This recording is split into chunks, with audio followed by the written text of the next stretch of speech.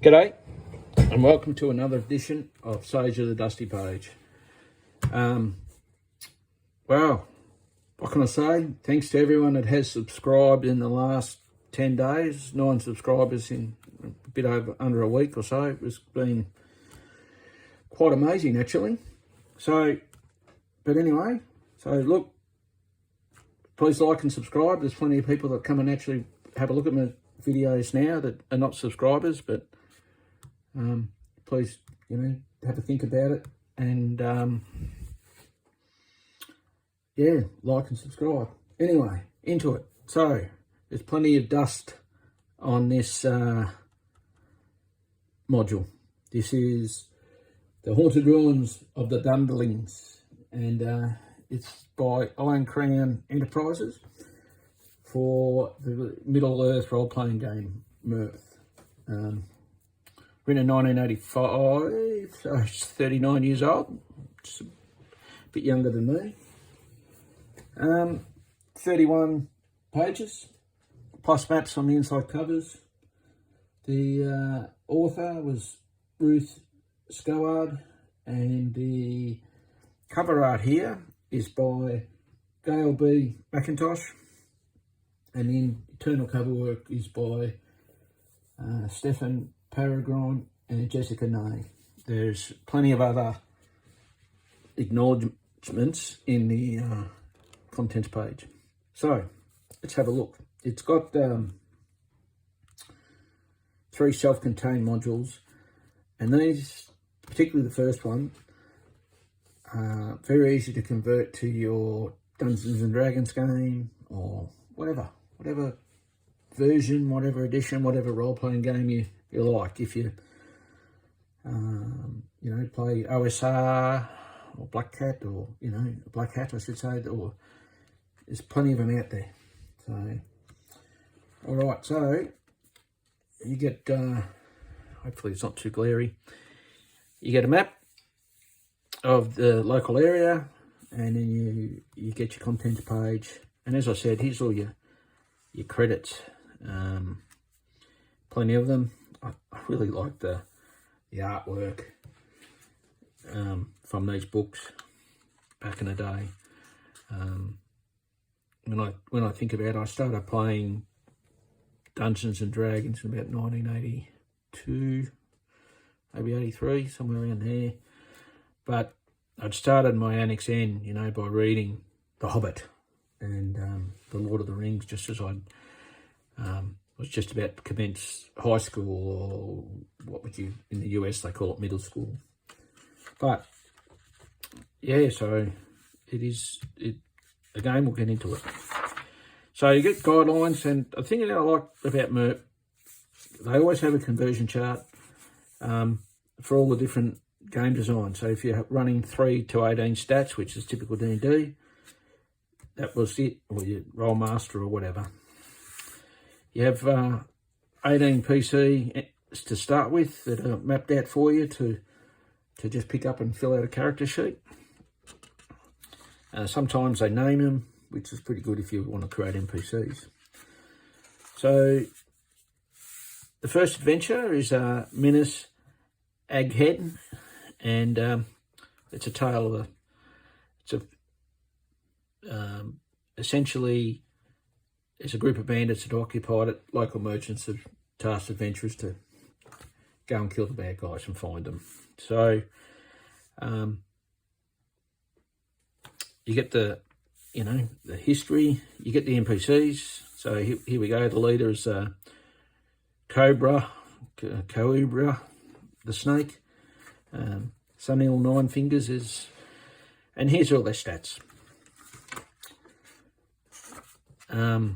But where they live, there's the ghost of Ninal the Seer. So she lived out in the wilderness in this keep, and these bandits have moved into the keep when they found it abandoned and locked up, and she sort of haunted them. But this is your cut through diagram of the tower in the keep, which I think is pretty neat. It takes you through the key of the keep, and then you get like this. This is a gorgeous map. Like I said, readily usable in any role-playing game. It continues on, and then you go through the tower, and it's got some traps and different things. And you go up into the tower, and you get the Seer's bedroom, the Seer's library, all these sorts of things. And then, of course, you wouldn't have a keep without a dungeon. And there's treasure chest and all sorts of things there. But you've got to defeat the enemies. You then got to defeat the traps to get the treasure. And then if you try to remove the treasure, you've got to come to an arrangement with the ghost. So it's a really nice adventure for probably 3rd to 5th level characters, I'd surmise. And it just keeps going. Then we move on to the second adventure, 7 Stones of Setmaenen.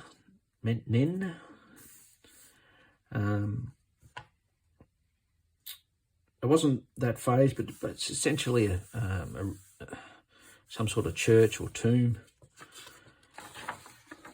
which you can go into, and you find a sanctuary, defeat some traps, and you might get to the tree. I can't remember exactly what it is. Cleanse the profound holy pool and loot the treasures of Foyers. Both missions are complicated by a couple of other explorers. But it's only got 6 pages, this adventure, where the first one had 12. The last adventures at Hogo, Tarosvan. It's got wicked art here, but this is almost like a religious cult. Soglik is an undead, malevolent power, quite powerful where he is, and he uses an ability to beguile and charm people.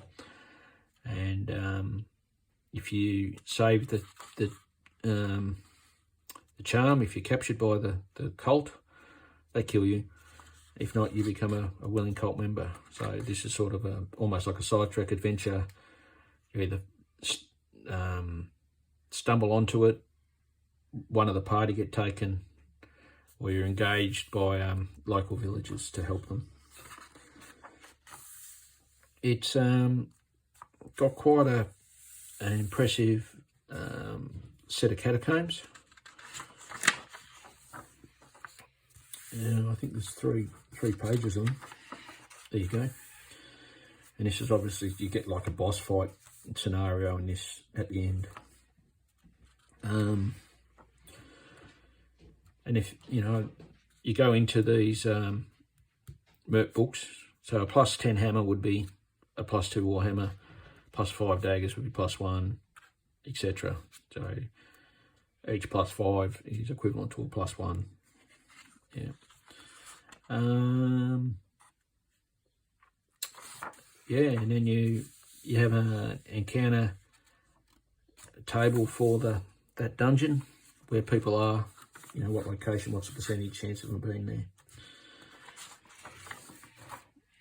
And then you get the catalogue of Iron Crown Enterprises. You get a couple more maps of the area, which I very reminiscent of the UK modules. UK 2 and UK 3, the Sentinel and the Gauntlet in particular, have a very similar artistic style. But it is a very good supplement for you to use in any role-playing game you'd like. Easy to convert, good plot twists, good NPCs, great maps for you to utilise in your role-playing games. So again, like and subscribe. Drop me a comment if you like this sort of content. If you've actually played this module, I think we have only played that first adventure back in the day. But yeah, let me know what your thoughts were. Thanks very much. Be good.